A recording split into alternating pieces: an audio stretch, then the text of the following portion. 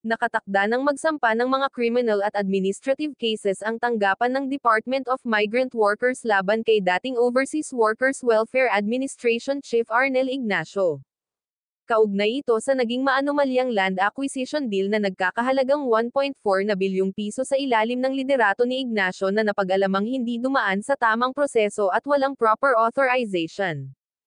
Ayon kay Migrant Workers Secretary Hans Leo Kitdak, hindi lamang si Ignacio ang mananagot sa batas ngunit maging ang ilan pang mga OWA officers na sangkot sa transaksyon na ito.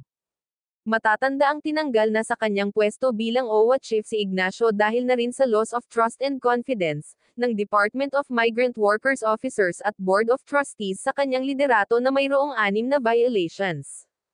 Ilan sa mga violations na naitala sa ilalim ng pamumuno ni Ignacio ay ang hindi otorisadong paggamit ng 2.4 na bilyong piso emergency repatriation funds na na-convert bilang capital outlay, maging ang naging pagpirma sa deed of sale ng lupa at ang pagpapatuloy ng transaksyon ng walang board clearance.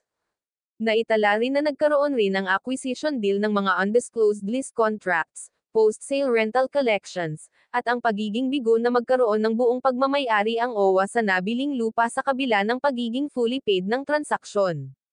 Samantala, kasunod nito ay nangako naman ang kalihim na mas palalakasin nila ang pagpapatupad ng transparency at clean governance para sa mas katiwa-tiwalang serbisyo ng kanilang tanggapan at mga nakakabit na ahensya para sa mga overseas Filipino workers.